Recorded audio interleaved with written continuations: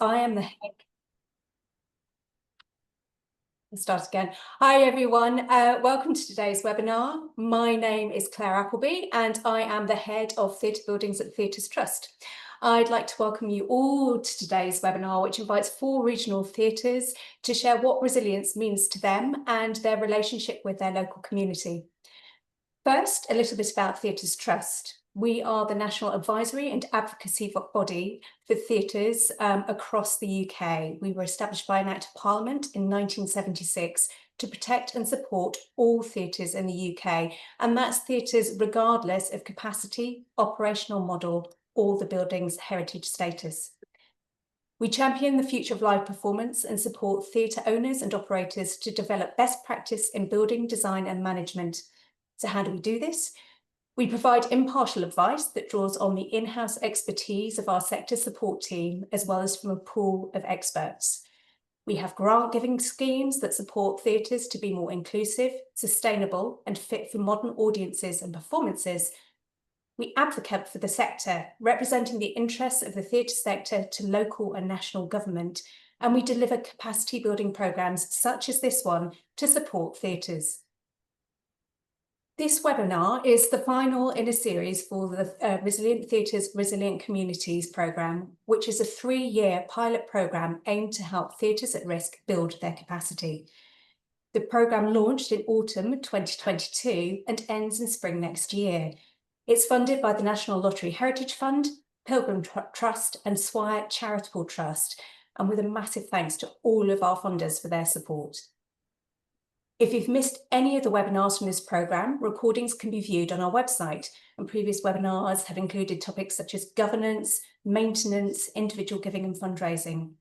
The link to the recordings will be posted in the chat for anyone who is interested. So before we start, some quick housekeeping notes. As I mentioned, this is part of a pilot programme, and we've been continually monitoring and reviewing our work during the 3 years of the programme, and that's in order to enhance our support for theatres throughout the UK. We would be grateful for your feedback about this webinar to help us continue to monitor and evaluate. So shortly after the event, you'll receive an email with a link to a short online survey, and we'd really appreciate it if you could complete this.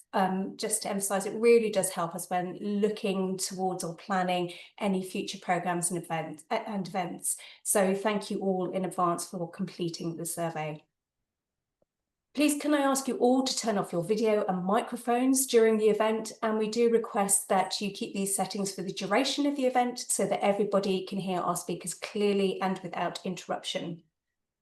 We recommend that you choose the side-by-side speaker view in order to see both the slides and the speakers. We are recording the event and we'll be sharing a link to the edited video and slides with all attendees by the end of next week. We have enabled captioning for the webinar, and if you would like to make use of this, please select Live Transcript or the small CC button on the Zoom toolbar. If you have any technical issues, please use the chat box to send your message to Theatres Trust host directly and not to everyone, and a member of our team will do their very best to assist you. We will have around 30 minutes or so at the end for audience questions, and we do invite you to type your comments and questions into the chat. Where relevant, please do indicate the speaker which your query is directed to. So before I hand over to today's speakers, a quick introduction about this webinar. So our team at Theatres Trust works closely with theatres as they face increasing social, economic and environmental challenges. We've seen the concept of resilience becoming more and more prominent in recent years as a way to understand how to manage such challenges. The Resilient Theatres, Resilient Communities programme has focused on resilience and capacity buildings for theatres at risk of closure by supporting them to develop specific areas such as governance, business planning and audience development.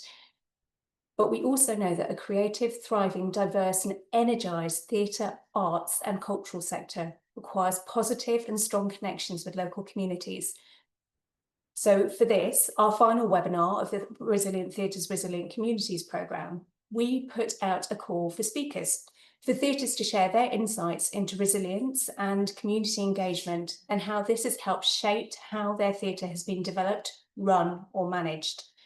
So today you will hear firsthand from 4 very different regional theatres, all of whom have had contact with Theatres Trust previously, whether through our advice and planning services, our grant giving programmes, or webinars such as these. And this is about what resilience means to them, how it shows up in their work, and about their theatre's relationship with their local community.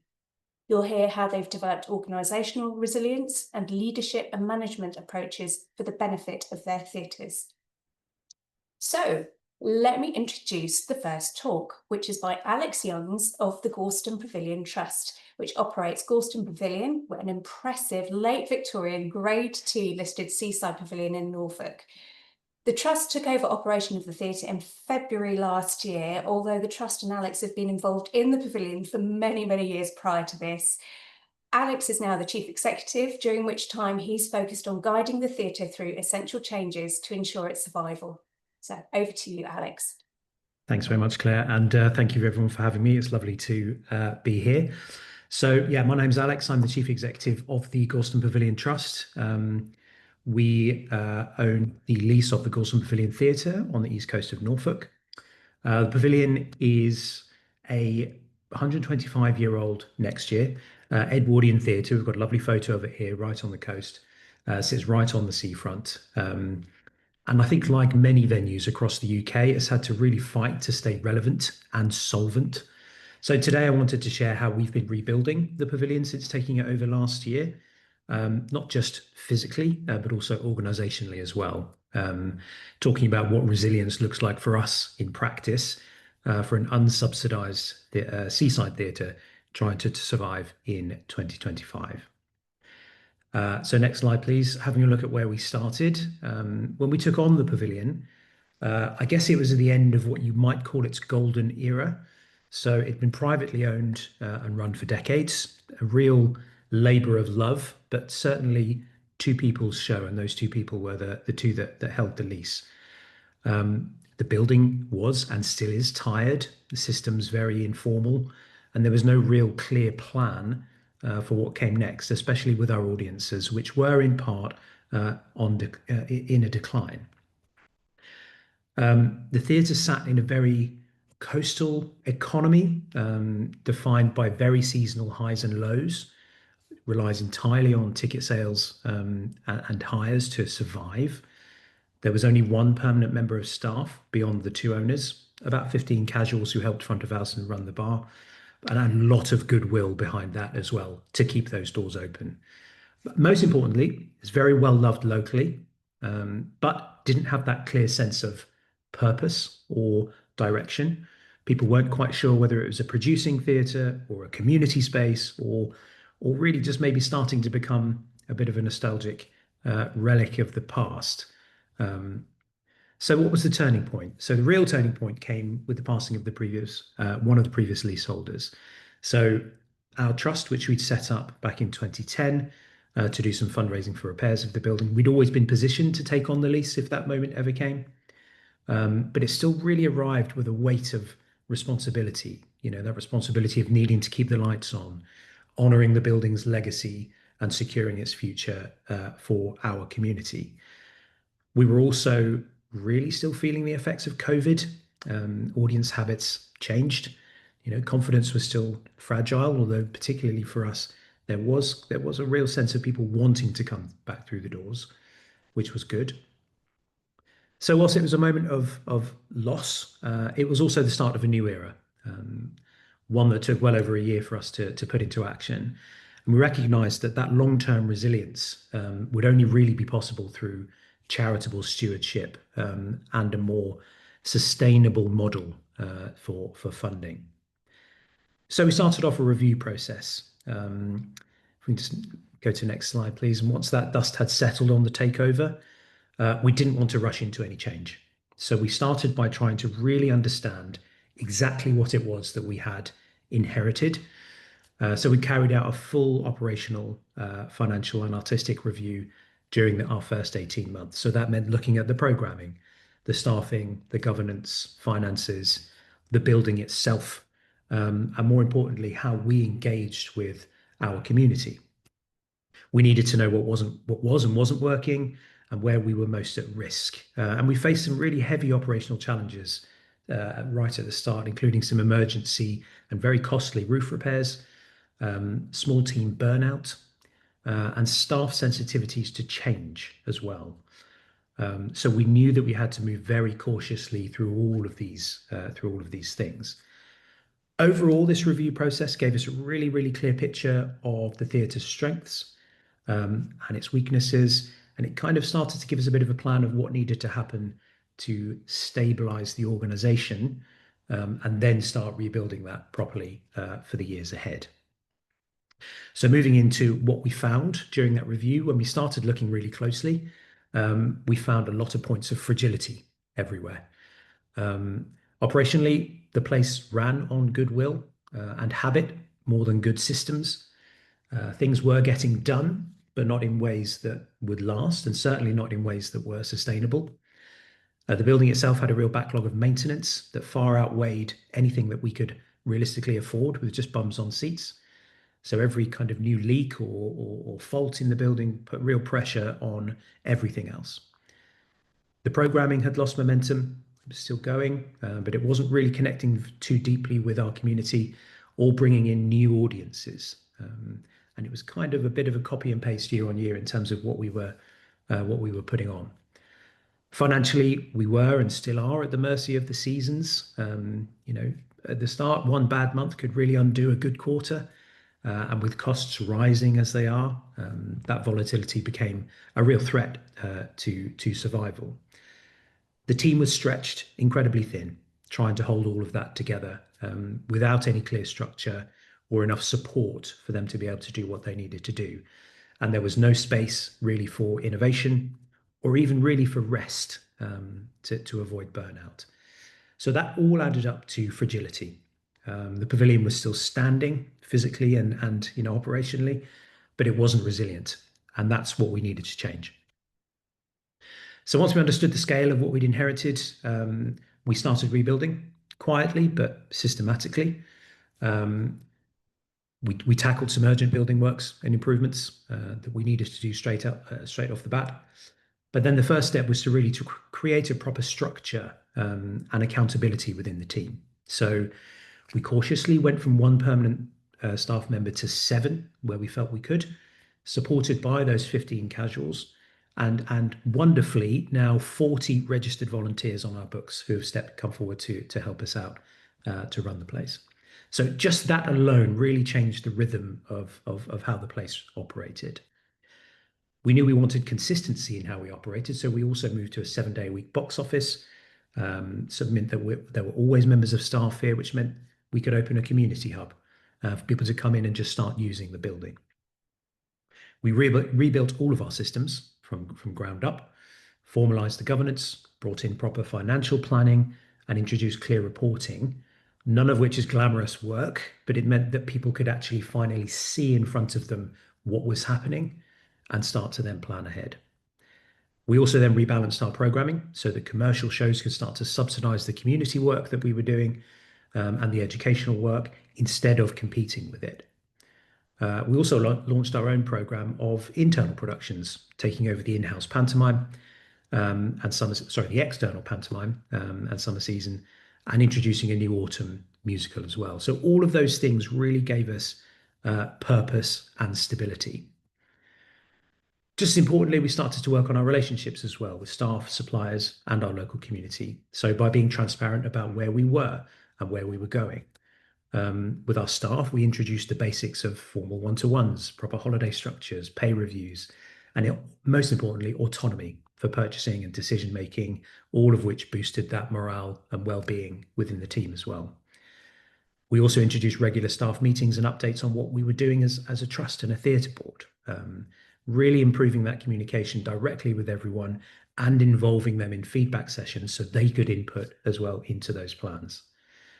Perhaps the one thing we learned is that we probably weren't quick enough to introduce all of these measures, but maybe we were too quick to introduce some other operational changes, or maybe that we didn't include the staff in those early decisions straight away. All of these changes, they were the real start of what we call real proper resilience. And they obviously didn't fix everything, but they gave us a real foundation to build from. Moving on to financial resilience, this was always going to be our biggest test. In the first year, we inherited a complete unknown entity. We faced urgent repair costs. We had no real systems in place for tracking cash flow, and we were really just reacting, not planning. So by the start of the second year, we'd hit a cash flow issue, and we had to work really hard to stabilize things to move through that second year. We put some proper oversight in place. We improved our reporting, created a clear management relationship between the trust and the trading companies, so the finances were finally reflecting reality. Coming up to our third year, we're now in a much more balanced system. So with systems that actually work, we forecast regularly, the board has real visibility, and we're holding ourselves to clear payment targets as well. We've also broadened where our income comes from. So rather than just relying on bums on seats, we're now looking at hires, weddings, bar improvements, our stage school, all of those things making small but real differences to our bottom line. Again, none of that's really flashy as such, but it's what financial resilience looks like in practice for us. Stability through small, consistent improvements. And all of those things, most importantly, consistently raising our awareness. So moving on to our community, resilience is not just about money or systems. It's also about trust, both inside the organization, but also outside of it as well. So one of our biggest shifts has been how we communicate with our audiences. We sort of stopped pretending that everything was fine, started being really open with our audiences and our suppliers and partners. And that actually has started to build confidence rather than damage it. We re-established our identity as community-led but professionally run seaside theatre. And that clarity really got people excited, and it made people really want to get involved. Our volunteers are now part of a structured team and not just an afterthought or something we potentially couldn't manage previously. And that's helped to restore a real pride in the building, a sense of ownership for a growing community of volunteers and people who want to get involved. Internally, morale has completely lifted. There's that shared sense of purpose. And that in itself is a form of resilience, knowing that people are coming to work really believing in what they're working for and what we're aiming towards. Recognition of all that hard work is showing as well. We've got funder confidence, enough to win bids for community project work. For example, our community hub awarded £18,000 to really kind of boost that and build that into a more sustainable model going forwards. So lessons learnt. Did we skip one slide? Is there a looking ahead? Sorry. Just wonder if we can go back one. Oh no, that's fine. We'll go to lessons learned. That's fine. I guess if there's one thing that I've certainly learned through this process, resilience is about staying steady through difficult, messy change, making sure the organization can keep going no matter what. We've learned that honesty, transparency builds trust far quicker than trying to be perfect or look perfect, and that those clear systems and structures don't limit creativity, they make it possible. The financial resilience is not glamorous work. It's slow, careful, painful, but it's what keeps the doors open. And we've seen that community belief in what we do is every bit as valuable as funding. Once people feel ownership and pride of this place, everything gets easier. And finally, it all comes down to people, staff, volunteers, audiences, partners, having trust and faith in your team. Bringing them on the journey is absolutely vital. Plans matter, of course they do, but it's people that have made our resilience real. And then I think the final slide is just a nice picture from our recent production of Spamalot, which we're very proud of. So I thought I'd slip that in. That's Thank you. fabulous. Thank you so much, Alex. What a great start to our presentations today. I'm really struck by what you're saying about the kind of the community ownership, but needing ownership in the building and building that trust and confidence with your local communities, how important that is. So Thank you, Alex. That's absolutely brilliant. And it also brings us on nicely to our second presentation, which will be delivered jointly by Vanessa Manican and Claire O'Hara of the Theatre in Chipping Norton in Oxfordshire, which is a mixed arts venue which was born out of an old Victorian Salvation Army citadel. It opened as a theatre in 1975.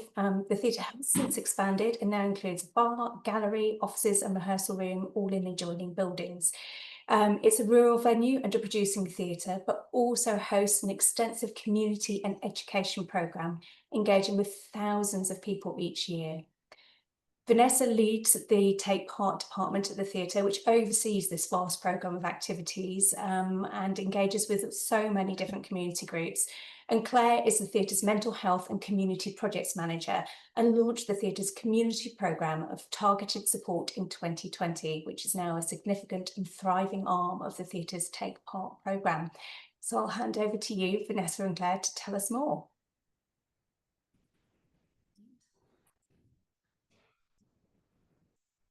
Okay, thank you, everybody. My name is Vanessa, Take Part Director. This is my colleague Claire, who looks after, as you mentioned, a lot of the outreach work that we've been doing in the local community. So the Theatre in Chipping Norton, our roots lie deep in our community. 51 years ago, residents of the town in Chipping Norton each contributed £1 to local RSC actors Tamara and John Malcolm, founders of the theatre, and together they launched the theatre that it is today. Our building is an Old Salvation Army citadel, and the cottage next door that adjoins it. It is a very quirky building. Next slide, please. Our community is the town of Chipping Norton and the large rural area that it serves. Chipping Norton is a community characterised by extremes. So alongside Cotswold stone buildings, and I'm sure some of you have seen Jeremy Clarkson's farm, and areas of really extreme affluence, sit pockets of really severe disadvantage, underachievement and increasing deprivation. The west end of our town ranks within the 10% most deprived nationally. So what we're going to talk about today, we wanted to share the story of how we've made a major change in the stakeholders of our Royal Theatre and what it is that we think made this journey successful. So what happened 5 years ago in 2020, we launched a new community programme. We built this from the ground up using a different approach to most art venues. And over time, we've radically changed who the main stakeholders in our theatre are. Okay, so what made us want to do that change? So in 2020, the theatre had an existing, thriving, very large participation programme.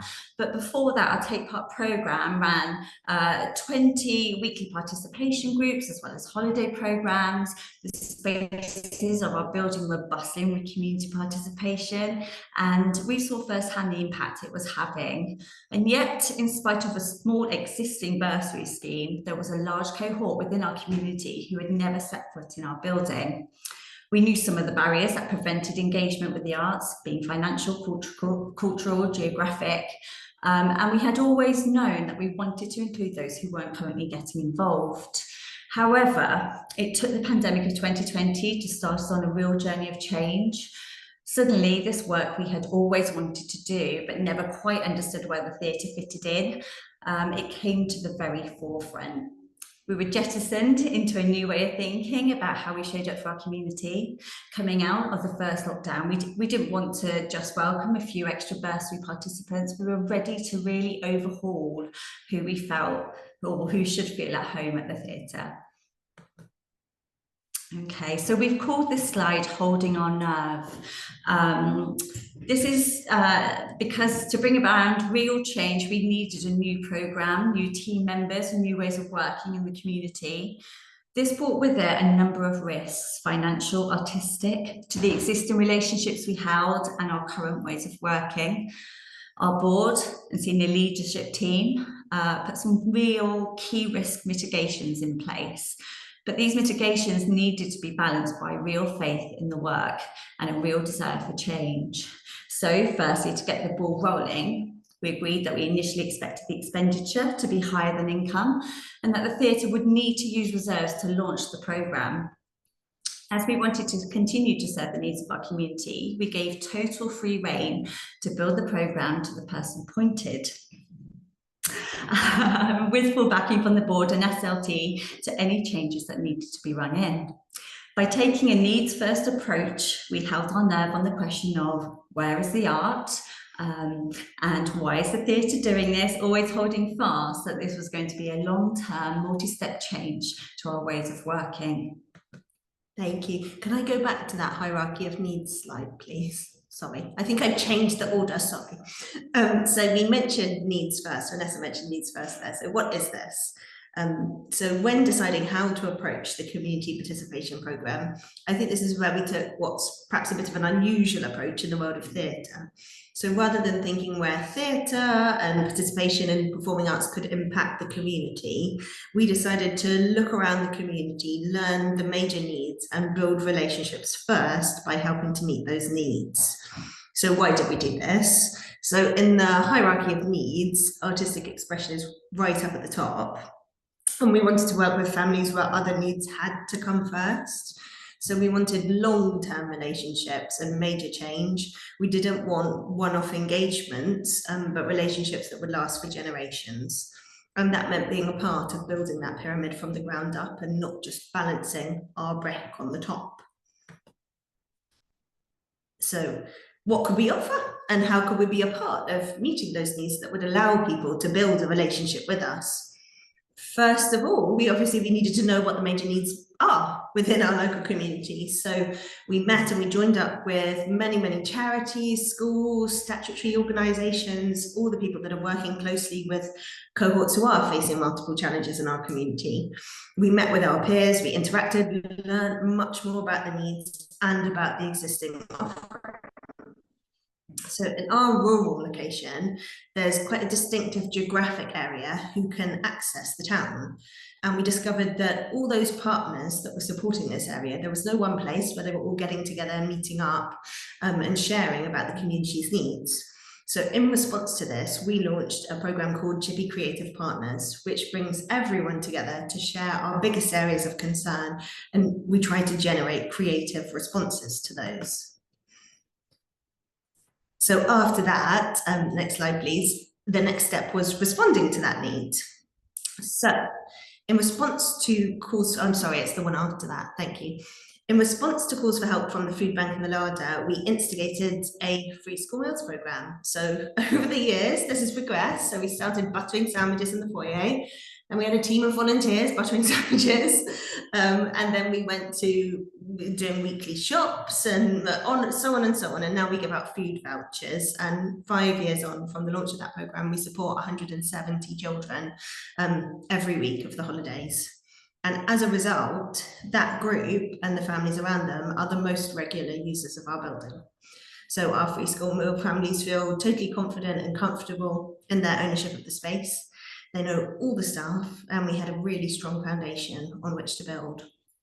Another example I've put here is our mental health programme. So in our area, our children and adolescent mental health services waiting list is over 3 years long, and our local secondary school asked us for mental health support. This was new to us, so we collaborated with CAMHS, we worked together and we developed a theatre-based mental health programme. So we ran one at the school, then we ran two, and now at this point, this runs for half the school year with 5 different year groups, a special educational needs group, and in our local social emotional mental health school as well. Alongside it, we built 2 parent support groups, and families in crisis find us as a port in a storm. And when their crisis evolves, our relationship's there and ready to evolve on the next part of that journey. So we also took a light touch, multi-stepped approach to the arts participation. As an example, the free school meal started with no arts involvement whatsoever, just getting different communities used to our building and coming into our building. We then progressed through the tiny steps, which you can see on the slide here, building trust and interest in the arts slowly with those families. We now have over, or just around about 48 young people on our free school meals programme accessing our year-round youth theatre bursaries. On the slide you can see, so next slide please, you can see some of those young people on our stage at the theatre. And so we just had to include that slide so you could see them in person. So our next slide, audience, is a stepped approach to changing our audiences, is what this is about. So similarly, we broke down barriers to family engagement slowly in terms of what's on our stage. So we started with programming our own free cinema screenings, supported and programmed by Take Part. There was no need to book, people could just come along. We then moved to asking box office to come along to our free school meal pickup and get people booked on there to a supported screening. Then we moved to people booking their screening online or, you know, in person at box office over the phone. Then finally we moved to the screenings, but not supported by us as the team. And then we moved through to community tickets, to our regular screenings, then to our pantomime, and finally to our wider theatre programme. At each stage, the Take Part team were there to support and provide familiar faces and guides until we weren't needed anymore. We now give away nearly 1,000 community tickets every year. Okay, and again, so next slide, please. Again, we hear, here we asked to continue. Sorry, it's the slide before. Thank you. Thank you. So here we asked and continue to ask our board and senior leadership team to hold their nerve on audience development.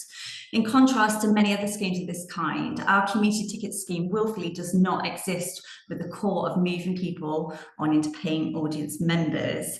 For many participants, it has resulted in them buying tickets, but for many of them, it hasn't. And for some buying theatre tickets, it will never be a financial priority.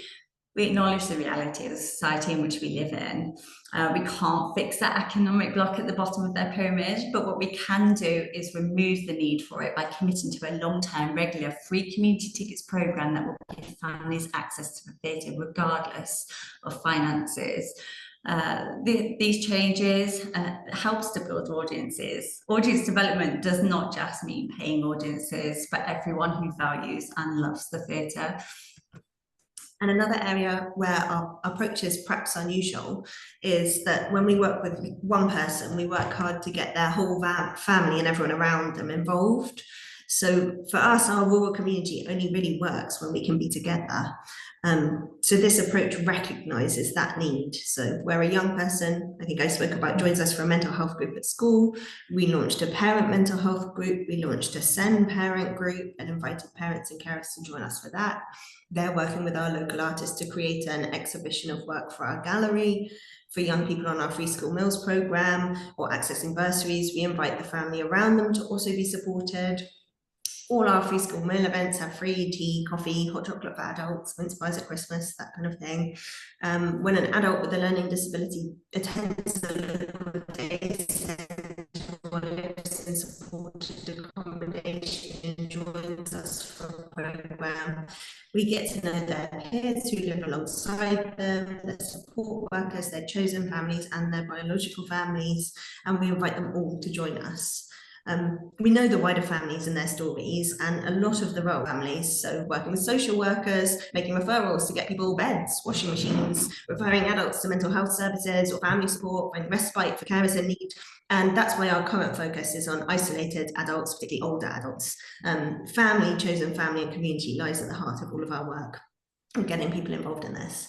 And this approach is not just limited to participant families, the whole theatre family is involved.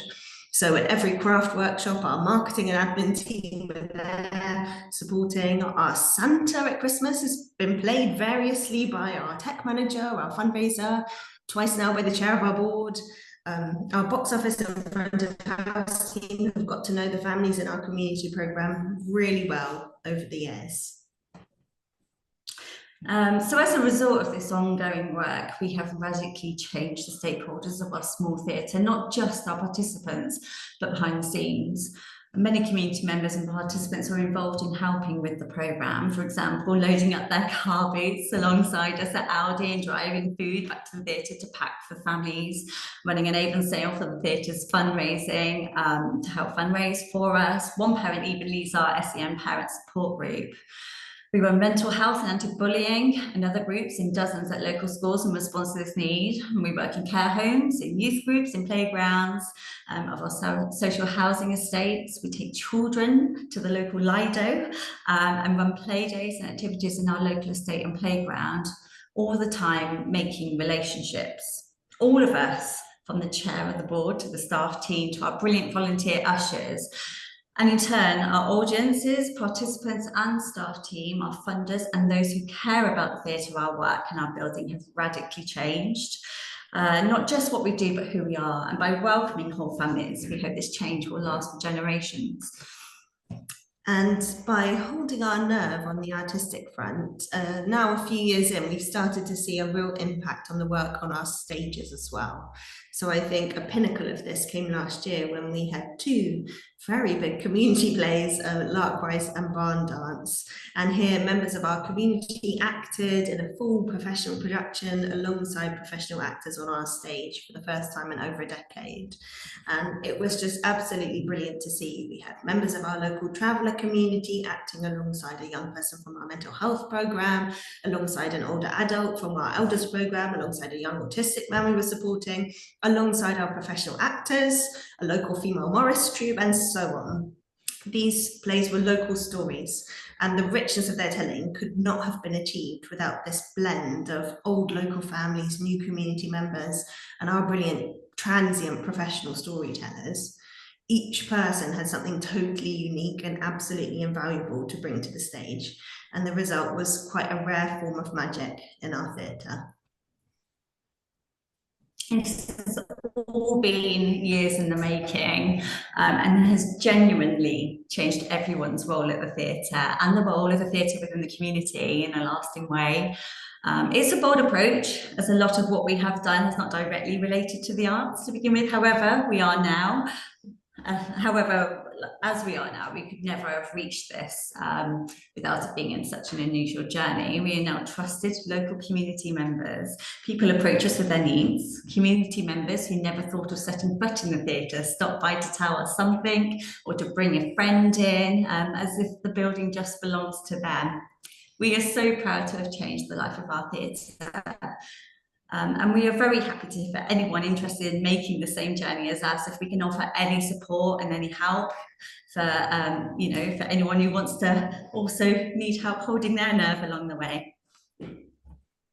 Thank you, Vanessa and Claire. That was an absolutely inspiring presentation. Fascinating to hear how you've embarked on that journey and how you've really broken down those barriers with your community and made the theatre feel so welcoming and open to all. So no, thank you for that. I'm sure we'll have lots and lots of questions for you in our chat moving forward. And just as I say that, a quick reminder, please do pop your questions in the chat for any of our speakers, and we'll come to them during the Q&A at the end. So I would now like to introduce Neil Gwynn, who is Chair of the Board and Management Committee for the Plaza Theatre in Romsey, Hampshire. It's a 1930s Art Deco cinema building that was converted to a theatre by the Romsey Amateur Operatic and Dramatic Society in the 1980s. Neil has been involved with the group since 2002 and is now in his 13th year as chair of the charity, and that's both the board of trustees and its management committee. During this time, the theatre has been on quite a journey. It's grown and strengthened both in its business operation and its position in the community. So I'm going to hand over to you, Neil, to tell us more about the Plaza and the journey that your organisation has taken. Thank you very much, Claire. When I used to work for a living, my job was managing change, both organisational change and how organisations work, which is relevant to the story that I'm about to tell. And since retiring, I've become a counsellor, which is also relevant. But one of the things that struck me already today is how different all of the stories are. So prepare for a third difference. If I could have the next slide, please. So on the right, you see the facade of our theatre. As was said, it was built in 1931 as a 400-seat cinema. We converted it to a 246 theatre in 1983 by taking what was the upper circle and basically extending it down to first floor level. The reason for that was so that we could have space underneath for dressing rooms and a green room, which is now also a studio space. So we have in effect two stages, the 231 seats and a 45-seat studio theatre on the ground floor. That main auditorium that you see, if you look on the right-hand side, there's the main staircase into the auditorium. We do have plans to put that in effect on the outside of the building, which would gain us 18 more seats, and to put a proper lift on that same side of the building rather than the flaky, slow and annoying stair lift that we currently have, getting our wheelchair customers in. Top left, you'll see major works that we completed last year. There's been a refurbishment program going on for over 10 years in small pieces, really, until this last piece of work, which really affected the public very little, but was by far the most expensive. So that's why it was left to the end. The cinema had as its narrowest and lowest part of the building exactly where our stage is, and obviously you want that to be as wide and as tall as possible. This did not put a tower in place. We'd never have got planning permission for that, but it did give us a bit more wing space and brought the space above the stage to the same height as the rest of the building, which means that we can at long last get powered lighting bars into the theatre instead of having to rely on scaff towers and people perching on ladders, which has been the case until now. The building, just I will go back to this, but the building, just to touch on it, is a very prominent feature in the town. Romsey's not a very large town.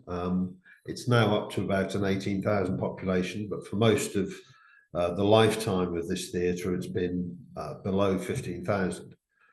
This theatre is on a major route into and from the town centre, and that prominence is something that we do make use of in engaging with the community, more so than perhaps we've done in the past. The one other thing I would say about that population is that we're a member of the Little Theatre Guild. We have no employees at all. We're all volunteers. And I believe that of the 15 or so Little Theatre Guild theatres with over a 200 capacity, we're in the smallest town across the whole of the country. The only way that we can sustain that is that we're less than 10 miles away from a city, Southampton, and getting on for 2/3 of our audience actually comes from Southampton. And I'll come back to that. Next slide, please. So we've had three, what I would call, phases of ownership of this building. The Romsey Amateur Operatic and Dramatic Society was a very, very typical local amateur theatre group. It began as a Gilbert and Sullivan group, but then progressed to doing straight drama and musicals and so on. And like so many amateur theatre groups, hired a local venue, in our case, a community hall in the town, for the first 50 years of its existence, and did 2, 3 or 4 shows a year. So it was an incredibly bold step for the people at the time, and it's well before my association, to decide to buy a 400-seat cinema and convert it to their own theatre. And in that new phase of from 1982, when we bought it, to 1991, just about everything that the group touched turned to gold. They became a regular at the Minack Theatre in Cornwall. If you've ever been there, you won't forget it. During this period, they put on what remains their largest ever production, which was the National Theatre's production of Nicholas Nickleby, over 100 in the cast and a total show time of over 8 hours. I believe we might have had a reporter from the Observer on the call. Whether we do or not, that earned us a full page in the Observer with a headline, Professional Amateurs. So that really was a golden age. They had promised, as you can see from the quotes at the end, to make the theatre available for the local community whenever they weren't using it for their own shows. That meant that they got various sums of money from local councils, primarily. I have to say that that genuine expectation didn't really materialise. Under the heading shows, you'll see the first number is the number of railed shows per year. And the second is the total number of anything and everything else. And that's all community use, and it was incredibly limited. There rapidly came the feeling of, it's our theatre, so why do we hand it over to anybody else? Not helpful, which led in time to the second stage. The years when I'd say the theatre was becalmed. For those 15 or 16 years, they got fixed into a pattern of 7 of their own shows each year and a few more community uses, so 8 on average per year. Number of volunteers, as you see, is pretty high during that first period. There were 400 people, including youth members. But as the newness rubbed off, that rapidly dropped. And the income, even without any employees, was just simply barely sufficient to pay weekly and monthly bills, but certainly not enough to put aside any money to keep the infrastructure up together. So by the end of that period in about 2006, the place was starting to look shabby, and there was no money in the bank, basically, to do any significant improvements to the plaza. Some of the approaches, attitudes, mindsets that arose during that 15-year period, I've sort of highlighted in the end bit on quotes. A strapline that was used during that period a lot was Romsey Theatre for Romsey people, which is a good bit of local pride, I guess. The trouble with it is that it ignores the fact that there were so few people living in Romsey, and a statistic I used to mention a lot when I first joined, 80% of the adults in the country in any one year never set foot inside a theatre. So if you're only advertising to that small population, you're never going to get enough audience. But that's where the mindset had got fixed on. It was Romsey Theatre for Romsey people. Unsurprisingly, that led to us not earning enough, and that led on to, so we can't spend much. Hence, the place was getting shabbier.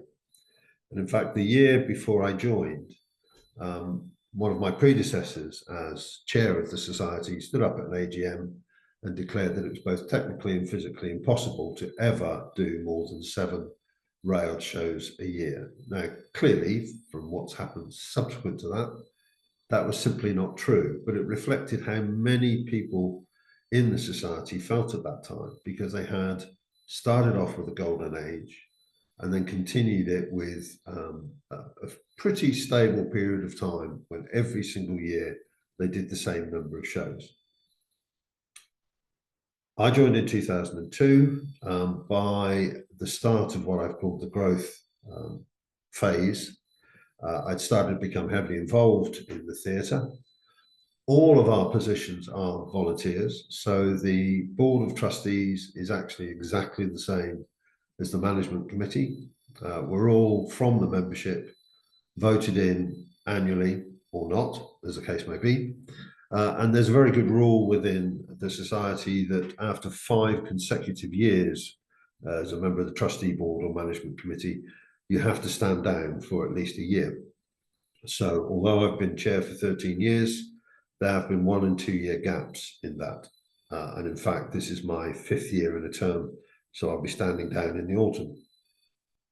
The first thing I tackled was, as we were producing theatre or producing venue, to increase that. That part of what we do is what attracts most of our members to join. So that was the easiest door to push against, if you like. We started 3 productions a year in the studio space that I've mentioned, and I've sought and we found out a number of outdoor venues, and that's now a regular part of our programme, and we increased the main stage to 8. So ultimately that meant we could have a new strapline of 1 production a month. Every month of the year there is a railed production on at the plaza. The second thing to push was more difficult, which is why it came later, which is the non-railed shows, us as a receiving venue. Primarily we've focused on music and comedy for that, so not competition with our own productions, but professional and semi-professional, largely tribute bands and regular comedy nights. But there are also a number of community hires in and amongst that.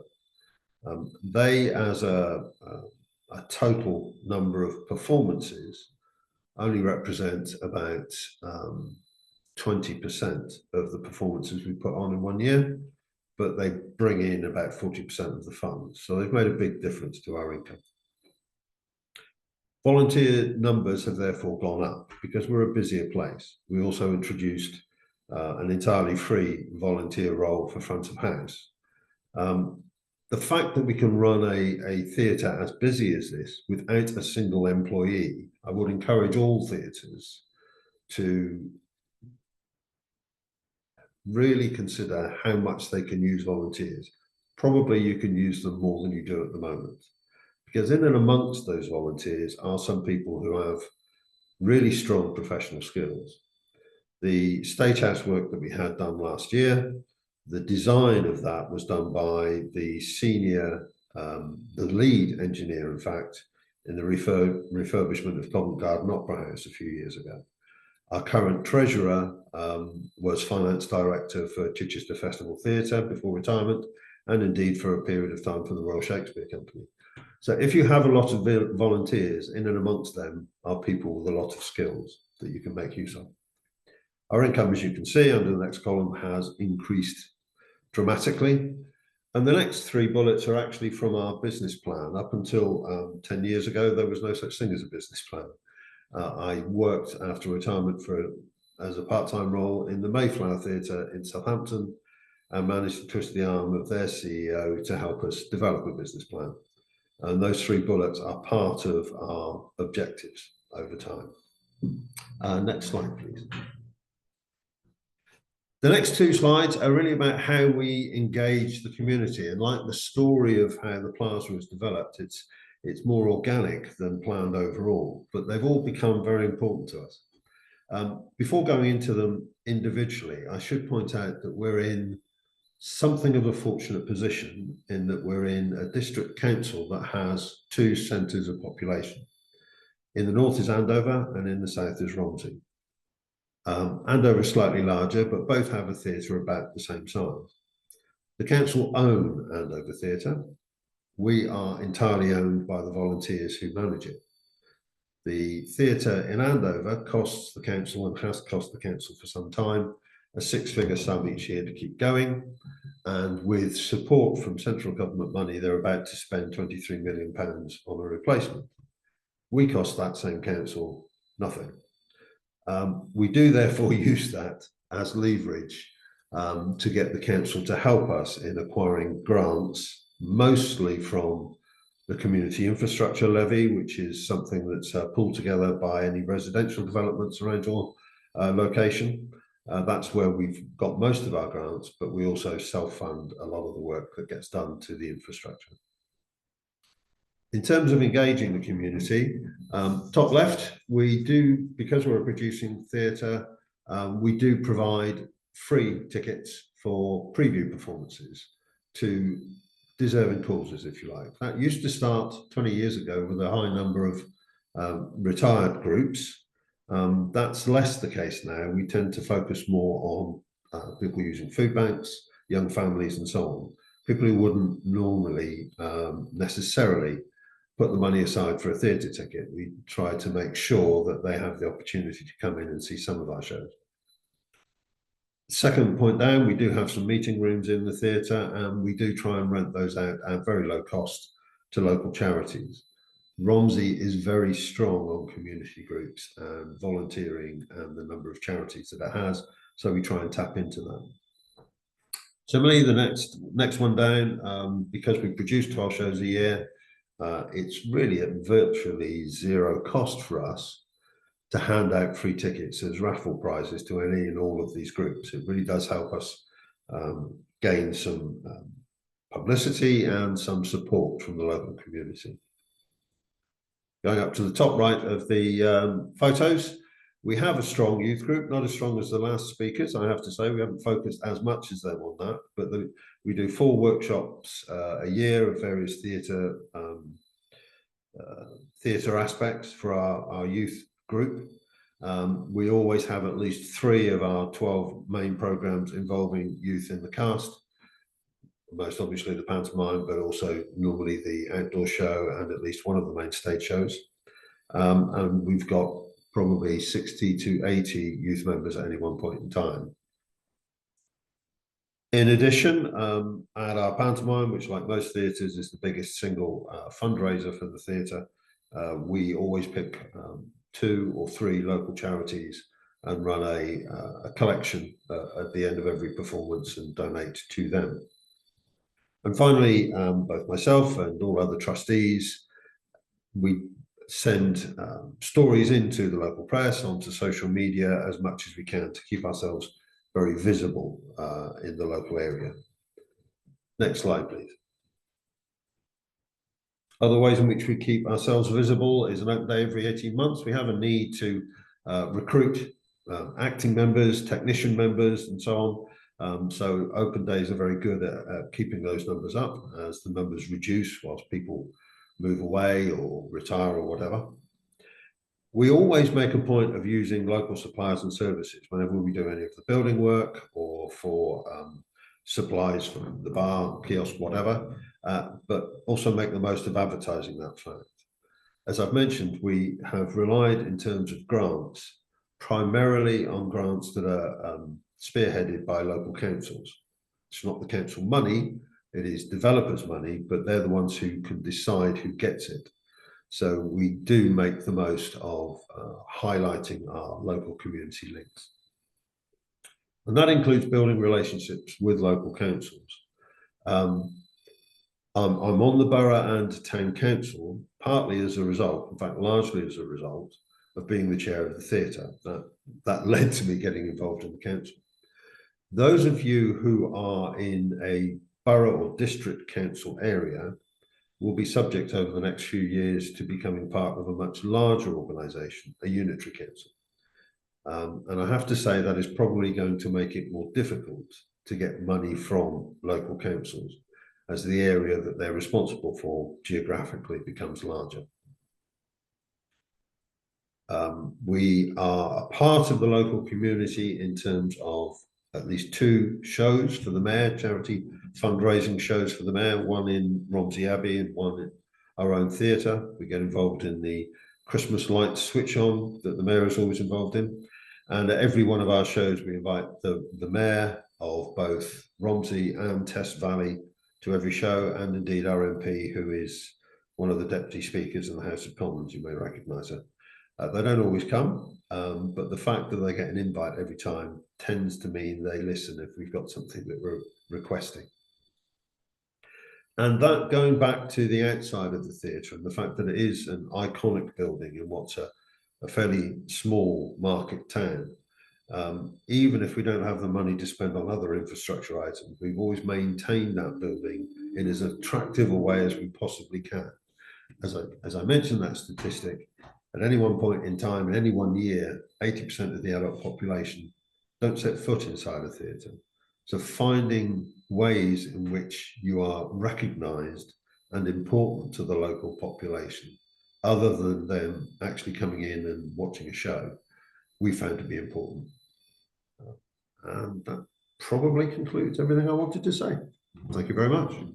That's brilliant. Thank you so much, Neil. Really great to hear that journey. And that kind of go back to the very beginning when you're talking about that need to adapt and change just to remain resilient and to future-proof the theatre as well, and all the work you've put into that. So thank you so much again. I'm sure there will be questions in the chat. As my colleague has put up, we are running slightly late. Very sorry, everybody. And so we will start the Q&A a few minutes later than planned. I do hope you can all stay with us to the end and stay with us for our next speaker, who is Bill Hamblett, who's the Artistic Director of Small World Theatre, or Theatre. And I need to apologise now to all Welsh speakers in the audience. So I'm going to say Theatre Byd Bach. I hope I've got that correct, Bill. Bill, working with Anne Shrewsbury, established Dandelion Puppets in 1979 and have since been making theatre on environmental themes.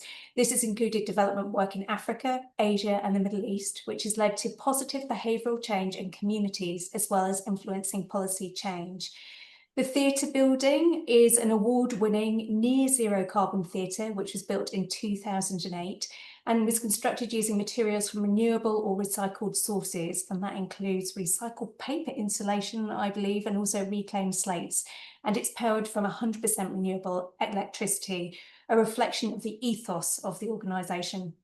So we're going to end our presentations by hearing from Bill and a view of resilience from the perspective of a creative perspective, and hear how this is reflected and has influenced the world, the work of Small World Theatre. So over to you, Bill. Hello there. Our first slide is a picture of our building. There it is, a near zero carbon theatre. And I sometimes wonder, in the 18 years since it opened, how many more near zero carbon theatres have there been built? We opened back in 2008 and someone said, you won't last 5 years. It's a credit crunch. Well, here we are, still here, still standing, still kicking. So, what is resilience? This little, this will show, put the pressure down, and I don't know if you can hear that, but there's a lovely boinging noise. And that is sort of a representation of resilience. So resilience, there's been a sort of buzzword for some time, and sometimes when people tell you to be more resilient, what do they actually mean? And sometimes it sounds a bit like we're cutting your funding, so just be resilient. Well, we adapt, we survive.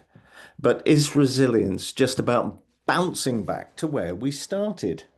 Or is it about moving forward? So since our beginnings, the next slide would be a picture of the internal picture of our building. But we'd started in 1979, as mentioned, and we've developed a bit like a Welsh harp, many strings to our bow. In 1996, we formally formed the charity Small World Theatre, Theatre Byd Bach.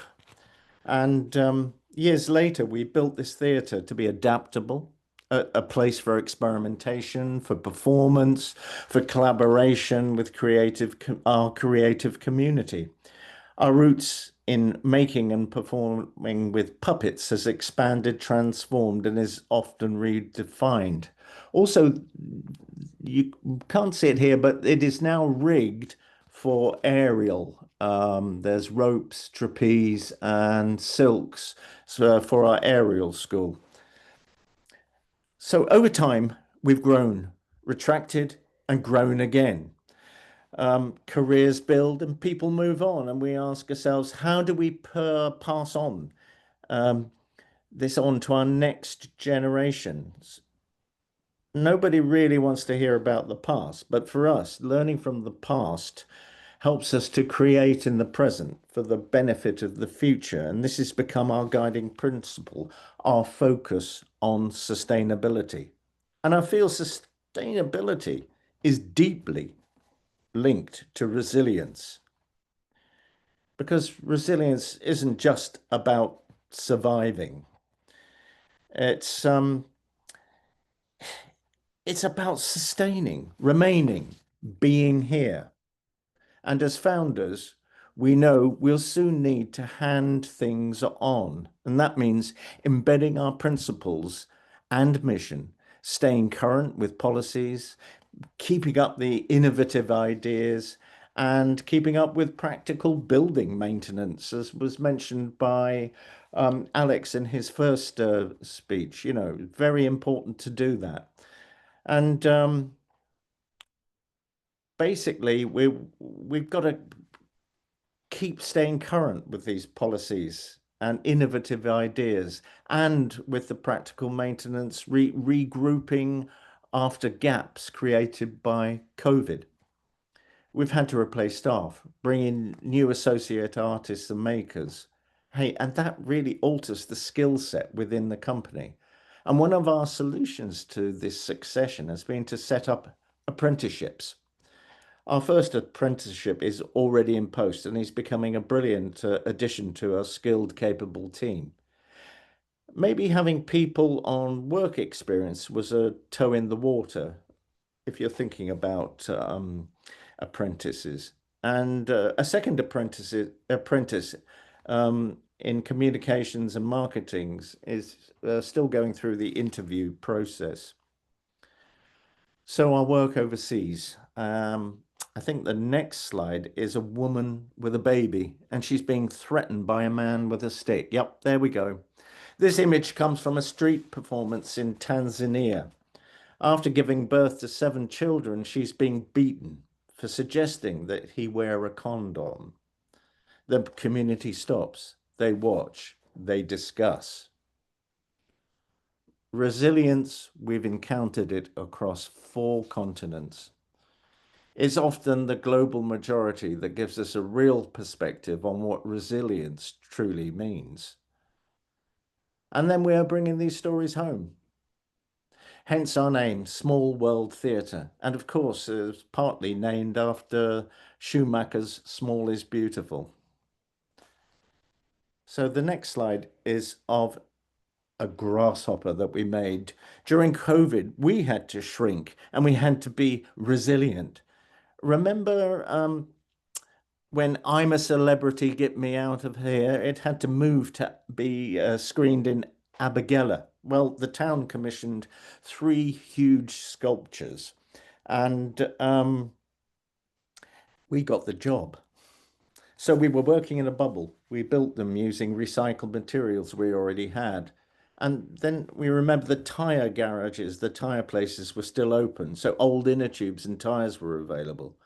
A compost bin in our garden transmuted into a stag beetle.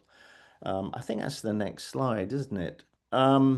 Creating these much loved creatures that became symbols of community spirit. And more commissions followed. Our experience in overseas development and community arts and consultation methods led us to create Art Afoot in Fishguard and Goodwick. And we co-created 3 public art trails combining physical sculptures with augmented reality. These artworks that floated there in the landscape, they were quite haunting. They all reflecting the local voices, the community identity and biodiversity. It featured in a recent Times article on the top UK 7 best days out with kids for free. The next picture is a sculpture that celebrates Jemima Nicholas, the woman who fought off the last invasion of Britain. It's called Be More Jemima, and there's even a hole where you can put your head in and then you can be more resilient. I think we go back to that little video of the pressure put on the steel, and as it boings, there it goes, and it returns back to being resilient. But it returns in a quiet space when the vibrations stop. Maybe that's when we find the energy to move forward. So, Welsh mythology, it offers deep wisdom wrapped in ancient stories, and for anyone in a leadership role. Bendigeidfran, this guy sitting here, he reminds us there is no leader who is not a bridge. And well, I think our final slide might even go back to our building. I'm rushing here because we are so much behind time. So here we are, nearly half a century on, and we're still learning, still adapting, trying to be a bridge, trying to be still resilient. Because resilience isn't about standing still. It's about staying connected, staying creative, and crucially, moving forward. That's brilliant. Thank you so much, Bill. What a wonderful take on resilience, and very much chiming with some of the thoughts from our previous panel members as well about that need to adapt and change and continue to move forward. And I particularly like you talking about finding energy in the quiet as well, that moment of reflection, the moment where we think about how to move forward and how to move on. So I'd like to thank all of our speakers today for giving up their time and sharing their perspectives and experiences, and for such inspiring presentations. So thank you all. Now that short